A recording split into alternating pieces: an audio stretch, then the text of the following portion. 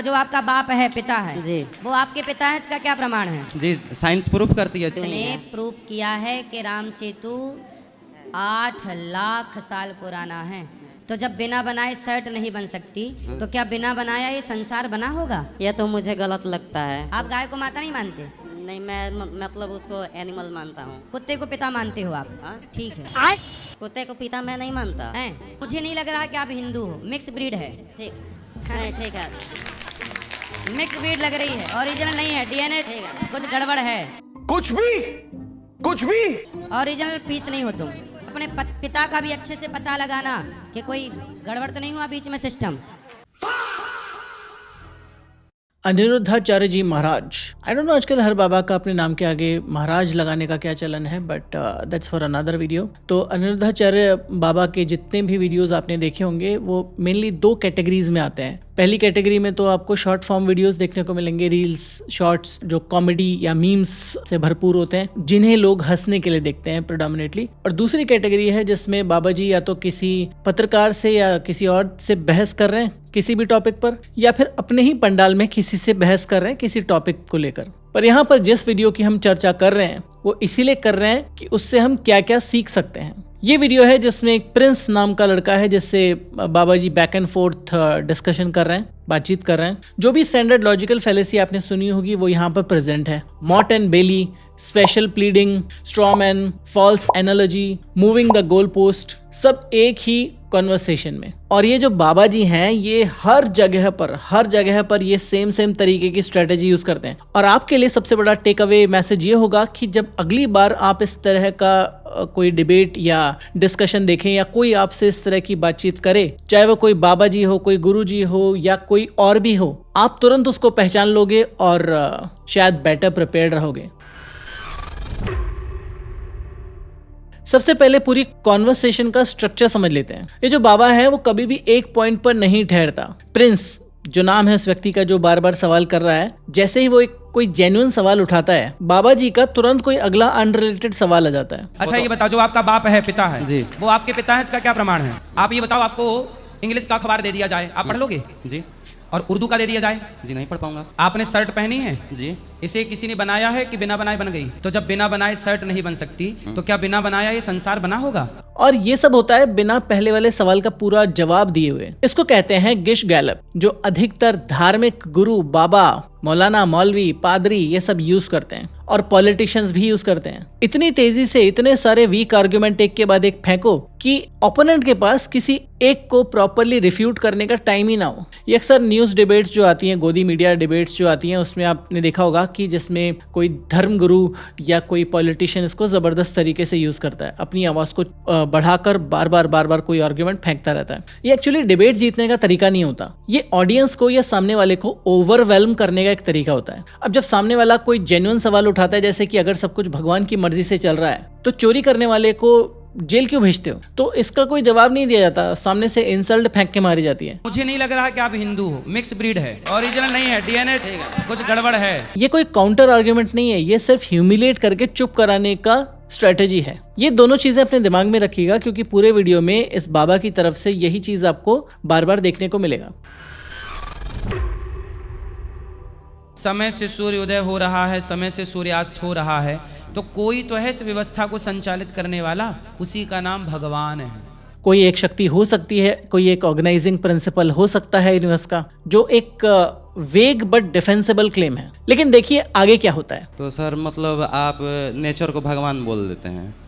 आप कुछ भी समझ लीजिए, पर कोई शक्ति है जो ये सिस्टम चला रही है। पर ये कैसे हम लोग कह सकते हैं कि भगवान का नाम कृष्ण है, राम है? अब ये जो 2 क्लेम है उनकी स्ट्रेंथ बिल्कुल अलग अलग है। एक शक्ति है जो पूरे ब्रह्मांड को चला रही है वर्सेस उस शक्ति का नाम राम है, कृष्ण है या कुछ और है। इस फैलेसी का नाम होता है मॉट एंड बेली फैलेसी, जिसमें आप पहले किसी इजी पोजीशन को डिफेंड करते हो और उसके बाद हार्ड पोजीशन को क्लेम कर देते हो, और जब चैलेंज किया जाए तो तुरंत वापस से इजी पोजीशन पर लौट कर आ जाते हो। ये इस पूरी कॉन्वर्सेशन का स्पाइन है। बाकी सब फैलेसीज इसी मूव के अराउंड में घूमती हैं।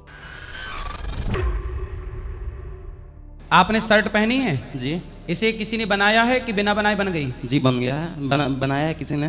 क्या बिना बनाए बन सकता है? नहीं।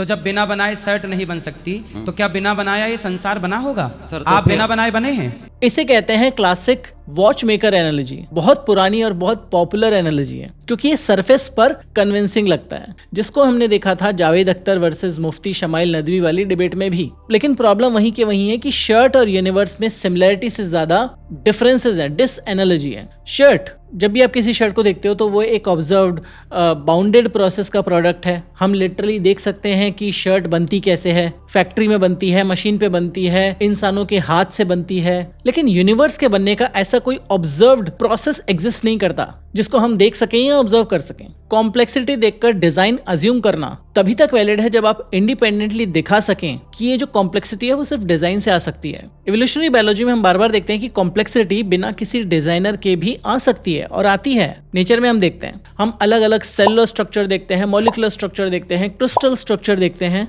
या इनफैक्ट खुद ही एवोल्यूशन को ही आप देख लोगे तो ही आप समझ जाओगे। और यहाँ पर प्रिंस एक जेन्युइनली अच्छा सवाल पूछता है जो कि सारे एथीस्ट और एग्नोस्टिक या रैशनलिस्ट लोग भी पूछते हैं कि अगर सब कुछ बनाने वाला चाहिए तो भगवान को किसने बनाया? ये वही इनफाइनाइट रिग्रेस वाला प्रॉब्लम है जो सेम जावेद अख्तर मुफ्ती शमाइल नदवी वाली डिबेट में बार बार आता है। इसका जवाब आता है हर धर्म में। आयरॉनिकली भले ही धर्म बाकी सब चीज़ों पर विभिन्नता रखते हो, बट इस चीज़ पर वो बिल्कुल साथ हो जाते हैं कि जो भगवान गॉड अल्लाह वो अजन्मा है, उसे किसी ने नहीं बनाया। भगवान का नाम है अजन्मा।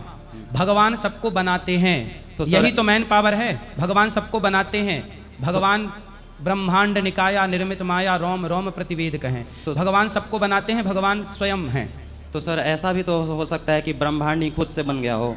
खुद से जैसे हम लोग- यदि खुद से बन गया होता तो शर्ट भी आपकी अपने से क्यों नहीं बन गई? तो फिर वही रूल जो यूनिवर्सल था कि हर चीज को कोई बनाने वाला चाहिए, वो अचानक भगवान गॉड या अल्लाह पर आकर रुक जाता है, उनके लिए एग्जेम्प्ट हो जाता है। कोई ऐसा क्रेडिबल, वेरीफिएबल, इंडिपेंडेंट रीजन नहीं देता कभी भी कि गॉड का ही स्पेशल केस क्यों है कि वो अजन्मे हैं, जिनको किसी को बनाने की जरूरत नहीं पड़ी। इस फेलिसी का नाम होता है स्पेशल प्लीडिंग, कि अपना ही रूल बनाकर अपने फेवरेट कंक्लूजन को उस रूल से बिना जस्टिफिकेशन के बचा लेना। इंग्लिश का अखबार दे दिया जाए, आप पढ़ लोगे? जी और उर्दू का दे दिया जाए, जी नहीं पढ़ पाऊंगा क्यों नहीं पढ़ पाओगे? क्योंकि मैंने उसमें स्टडी नहीं किया है अभी हाँ, नहीं। ऐसे ही भक्ति की भाषा नहीं आती आपको, इसलिए भगवान समझ में नहीं आते। भगवान है पर भक्ति की भाषा आएगी तब भगवान समझ में आएंगे। इसमें दो बिल्कुल अलग अलग कैटेगरीज मिक्स की गई हैं। उर्दू ना समझ में आना एक टेस्टेबल, वेरीफेबल गैप है कि आप उर्दू सीख लो, अखबार पढ़ लो, फिर कोई भी वेरीफाई कर सकता है कि अखबार में क्या लिखा है। इनफैक्ट आजकल तो आपको किसी भाषा को सीखने की भी जरूरत नहीं है। गूगल ट्रांसलेट जैसी एप्स मौजूद हैं जिससे आप किसी भाषा को बिना सीखे आप एक भाषा से दूसरी भाषा में ट्रांसलेशन कर सकते हो, रियल टाइम में भी कर सकते हो, किसी व्यक्ति से बात कर सकते हो। मैं अधिकतर देशों में जहां पर इंग्लिश नहीं चलती वहां पर गूगल ट्रांसलेट से या इस तरह की ट्रांसलेशन ऐप से ही गुजारा करता हूं। तो भक्ति की भाषा सीखने के बाद भगवान समझ में आएंगे, इसके लिए कोई कंपेरेबल ऑब्जेक्टिव टेस्ट एग्जिस्ट नहीं करता जिससे लोग इंडिपेंडेंटली सेम रिजल्ट को वेरीफाई कर सकें। ये कंपैरिजन सिर्फ इसलिए आपको सही लगता है क्योंकि ये सरफेस पर सिमिलर दिखता है। आपने मान लीजिए कि सारे स्क्रिप्चर्स पढ़ भी लिए तो आपको यही बोला जाएगा कि इनका अर्थ समझने के लिए आपको किसी गुरु की जरूरत है, या जो अर्थ आपने समझा है वो अर्थ तो असली अर्थ है ही नहीं, या इनमें मिलावट की गई है, आपने मिलावटी वाले पढ़े हैं। तो भक्ति की भाषा या और किसी भाषा का कंपैरिजन का अंडरलाइंग स्ट्रक्चर पूरी तरह से अलग है और गलत है। इसको कहते हैं कैटेगरी एरर, कि दो चीजों को एक जैसा ट्रीट करना जबकि वो फंडामेंटली डिफरेंट किस्म की हों। वीडियो में आगे बढ़ने से पहले अगर आप इस वीडियो को एंजॉय कर रहे हैं, आपने अभी तक लाइक नहीं किया, हाइप नहीं किया और सब्सक्राइब नहीं किया तो क्या कर रहे हो? प्लीज लाइक करो, हाइप करो, शेयर करो, सब्सक्राइब करो, हमें सबकी बहुत जरूरत है। यूजुअली मैं इन सब चीजों को कहता नहीं हुआ, लास्ट में कहता हूँ, बट इस वीडियो में मुझे बीच में आकर कहना पड़ रहा है क्योंकि आप में से अधिकतर लोग वीडियो देखकर चले जाते हैं, लाइक नहीं करते हैं, सब्सक्राइब नहीं करते हैं, तो वीडियो बनाने का जो मोटिवेशन है वो थोड़ा कम हो जाता है। सपोर्ट कीजिए चैनल को as much as you can. आपने अपने पिता का डीएनए कराया, ये आपके पिता हैं, आपने कभी इस बात की पुष्टि अभी हो की? सकता है अगर आपको डाउट है तो। नहीं, कभी भी हो सकता है। आपने कराया? अभी तक नहीं कराया ना? हुआ है, डीएनए टेस्ट होता है, आपने आज तक नहीं कराया। जब बिना टेस्ट किए, बिना प्रूफ के आप एक आदमी को बाप मान सकते नहीं हो, नहीं नहीं तो हुआ फिर है। भगवान के बारे में टेस्ट तो हुआ है। हुआ तो है आप कि भी नहीं? टेस्ट कर लो, वेद पुराण पढ़ लो। ये वाला जो मूव है पूरी कन्वर्सेशन का सबसे क्लेवर मूव है, क्योंकि ये इमोशनली लैंड करता है। लेकिन इसका फर्क ध्यान से देखिए, और शायद अगर आप इस चैनल के रेगुलर व्यूअर हैं तो मुझे आपको ज्यादा समझाने की जरूरत नहीं पड़ेगी। पैटर्निटी यानी पता करना कि किसी व्यक्ति का पिता कौन है, वो एक फॉल्सिफिएबल टेस्टेबल क्लेम है। मतलब डीएनए टेस्ट अवेलेबल है, कोई मेथड बिल्कुल साउंड वेरीफाइड है, चाहे आपने टेस्ट किया हो या ना किया हो। अगर कल को जरूरत पड़े तो कोई भी लैब में जाकर आप वेरीफाई कर सकते हो। लाखों लोगों ने टेस्ट किए हैं और इसकी जो एक्यूरेसी है वो काफ़ी अच्छी है। और पिता का सबूत वही नहीं होता। पिता को आपने बचपन से देखा है, जब से आप पैदा हुए हैं पिता से बच्चे की शक्ल और ट्रेट्स अक्सर मिलते हैं, पर मान लेते हैं डीएनए एविडेंस यहाँ पर सत्य प्रमाण है। पर गॉड के एविडेंस के लिए ऐसा कोई comparable, independent, replicable test exist नहीं करता जिससे आप वेरीफाई कर सको गॉड के एग्जिस्टेंस को। तो मैंने टेस्ट नहीं कराया वर्सेस कोई टेस्ट एग्जिस्ट नहीं करता, ये दो बिल्कुल अलग अलग चीजें हैं। यहाँ पर दोनों को जानबूझकर एक जैसा दिखाया गया है, जिसे कहते हैं फॉल्स इक्विवेलेंस। अब ये इस वीडियो का सबसे इंपॉर्टेंट पार्ट है, क्योंकि यहाँ पर जेन्युइन साइंटिफिक रिसर्च को तोड़ मोड़ के पेश किया गया है। इसने प्रूव किया है कि राम सेतु 8 लाख साल पुराना है। अब मैं तो इसमें एक्चुअल रिसर्च करके ही ये वीडियो बना रहा हूँ, बट आप भी खुद से वेरीफाई कर सकते हो। अन्ना यूनिवर्सिटी और मद्रास यूनिवर्सिटी का एक पीयर रिव्यूड स्टडी है यूजीसी और इनकोइस के फंडिंग से, जिन्होंने गल्फ ऑफ मन्नार से सैंपल निकालकर कार्बन डेटिंग की थी। इसका रिजल्ट निकला कि इन्होंने राम सेतु या एडम्स ब्रिज जिसे कहा जाता है उसको अप्रोक्सीमेटली 18,400 साल पुराना बताया। एक दूसरी ओशनोग्राफिक स्टडी कहती है लगभग 7,000 साल की एज। तो ये जो क्लेम है 8 से 8.5 लाख साल का मैन मेड ब्रिज वाला जो फिगर है वो कहीं नहीं मिलता। ये पता नहीं ये बाबा जी कहाँ से लेकर आए। और वो नासा के सैटेलाइट इमेजरी का जिक्र कर रहे हैं कि नासा ने खुद प्रूव किया है। तो नासा हर चीज में, इस तरह की चीजों में सबसे आगे आ जाता है, जबकि नासा ने ऐसा कोई क्लेम नहीं किया। नासा की जो इमेज है वो एक नेचुरल सैंड बैंक चेन दिखाती है, कोई आर्टिफिशियल मैन मेड स्ट्रक्चर नहीं दिखाती। तो यहाँ दो चीजें हैं, एक तो रियल नंबर को 40 से 100 गुना इन्फ्लेट करके बताया गया है, और एक अनवेरीफाइड क्लेम को, व्हाट्सएप क्लेम को साइंस ने प्रूव कर दिया, ऐसा बोला गया है।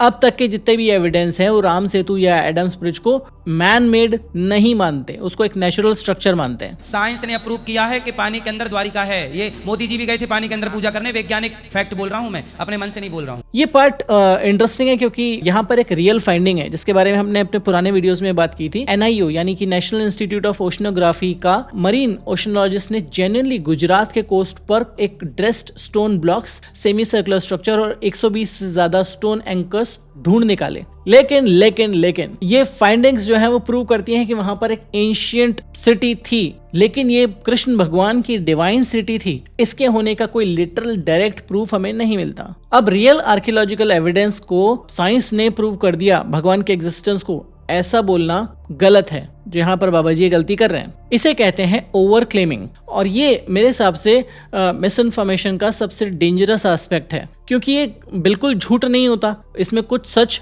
मिला हुआ होता है। जैसे सुधांशु त्रिवेदी जैसे लोग जो हैं वो इस तरह की चीज़ों को बहुत प्रोपोनेंट करते हैं, या और भी इंस्टाग्राम पर बहुत सारे लोग हैं जैसे अक्षत गुप्ता, वो इसी तरह की बातें फैलाते हैं ताकि आधे सच में लिपटी हुई मिस इन्फॉर्मेशन जब आपके सामने आती है तब आप उसको कहीं ना कहीं मान ही लेते हो। ये दोनों एग्जाम्पल राम सेतु और द्वारका वाले दिखाते हैं एक पैटर्न को कि किसी रियल लेजिटिमेट रिसर्च को ले लो, उसका नंबर या कंक्लूजन को बढ़ा चढ़ाकर प्रेजेंट कर दो कि साइंस ने प्रूव कर दिया। इससे इन्हें बिना किसी एक्चुअल वेरिफिकेशन के क्रेडिबिलिटी मिल जाती है।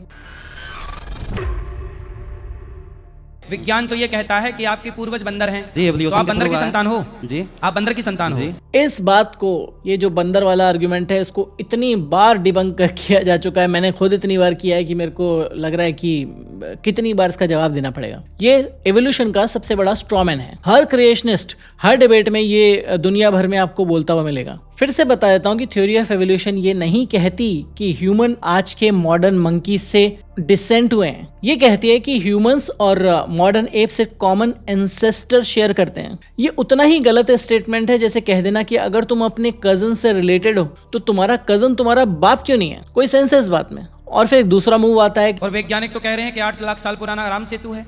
और तुम तो 3 वही लाख साल तो- पुरानी बात कर रहे हो, मैं 8 लाख साल पुरानी बात कर वही रहा हूँ। तो कैसे हो सकता तो फिर दोनों सच कैसे हो सकते हैं? ये नॉन सिक्वेटर है कि मतलब राम सेतु एक जियोलॉजिकल रॉक फॉर्मेशन है, उसकी एज और ह्यूमन एवोल्यूशन के टाइमलाइन दो इंडिपेंडेंट चीजें हैं जिनका आपस में कोई लॉजिकल कनेक्शन नहीं है। एक जियोलॉजिकल स्ट्रक्चर वो पुराना होने से ये साबित नहीं होता कि ह्यूमंस भी उतने ही पुराने हैं, और जैसा हमने देखा कि एक्चुअल फिगर ही गलत है। और अधिकतर लोग इस तरह की बातें करते हैं कि अंग्रेजों ने और मुगलों ने हमारे जो सारे ग्रंथ हैं वो जला दिए, इसलिए पुराना ज्ञान का रिकॉर्ड नहीं बचा। अंग्रेज आ गए, मुगल आ गए, हमारे नालंदा में आग लगवाई। ये हिस्ट्री में कुछ स्केल पर जेन्युइन है कि नालंदा की जो लाइब्रेरीज थी वो जला दी गई, और ये डॉक्यूमेंटेड घटना है। लेकिन यहाँ इसका एक स्पेसिफिक तरीके से यूज किया जाता है कि जब भी कोई स्पेसिफिक एविडेंस मांगा जाता है किसी भी क्लेम के लिए, जैसे फॉर एग्जांपल वैदिक क्लेम के लिए, तो जवाब आता है कि जल गया। इससे किसी भी क्लेम को डिस्प्रूव नहीं किया जा सकता, क्योंकि हर मिसिंग एविडेंस का एक्सप्लेनेशन पहले से अवेलेबल है। जब भी मॉडर्न साइंस कुछ नया डिस्कवर करती है तो पुराना टेक्स्ट रेट्रोएक्टिवली उसी के साथ मैच करने के लिए री इंटरप्रेट कर दिया जाता है। और यहाँ पर वो भी बात आती है एज ओल्ड कि हमें पहले से पता था कि 9 ग्रह हैं, साइंस ने अब 9 ग्रहों को हटाकर 8 ग्रह कर दिए। तो ग्रह 9 है, ये बात वैज्ञानिकों को अब पता चला। हम लोग हजारों साल से नवग्रह की पूजा करा रहे हैं, कर रहे हैं। और इसका भी जवाब हम अपने वीडियोस में बार बार दे चुके हैं कि आज जो 9 ग्रह हैं या 8 ग्रह हैं वो इंडियन माइथोलॉजी में उन 8 और 9 प्लैनेट से कंसिस्टेंट नहीं है। वही ग्रह कंसिस्टेंट हैं जिन्हें हम नेकेड आई से देख सकते हैं और देख सकते थे। बाकी जो ग्रह दूर हैं, जो जिनके लिए टेलीस्कोप की जरूरत पड़ती है, वो उन ग्रहों का मेंशन, क्लियर मेंशन किसी भी जगह पर नहीं मिलता।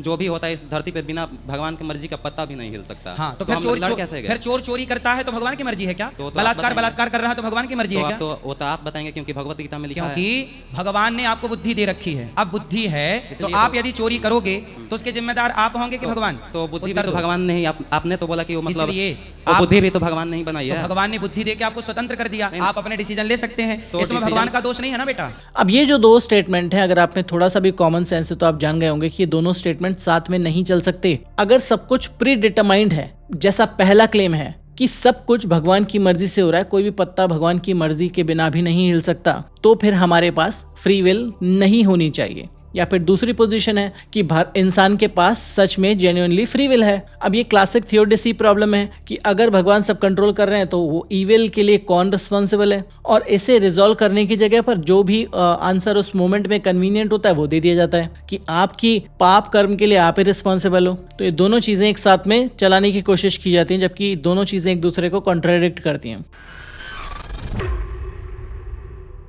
पूरी कन्वर्सेशन में जो व्यक्ति है प्रिंस, वो एक चीज बार बार करता है, वो जेन्युइनली सोचता है और सवाल करता है। जब भी वो सवाल पूछता है और गुरुजी के पास, बाबा जी के पास आंसर नहीं होता है, तो उसको एक जबरदस्त इंसल्ट थमा दी जाती है कि तुम मिक्स ब्रीड लग रहे हो, तुम्हारा डीएनए कुछ गड़बड़ है, तुम अपने बाप के बारे में पता करके आना। क्योंकि गुरुजी के पास, बाबा जी के पास इस बात का कोई जवाब नहीं है। जब तक कॉन्वर्सेशन लॉजिक पर थी, गुरुजी गिश गैलप कर रहे थे। जैसे ही लॉजिक खत्म हो गया, उन्होंने इंटिमिडेशन और पर्सनल इंसल्ट का सहारा लिया। ये वो मोमेंट है जो आपको बताता है कि ये जो पूरी कॉन्वर्सेशन है कभी एक जेन्युइन डायलॉग था ही नहीं। ये एक परफॉर्मेंस थी जिसका पूरा डिजाइन था किसी एक व्यक्ति को गलत साबित करना, उसको चुप करा देना, चाहे रास्ता लॉजिक हो, इंसल्ट हो या इंटिमिडेशन।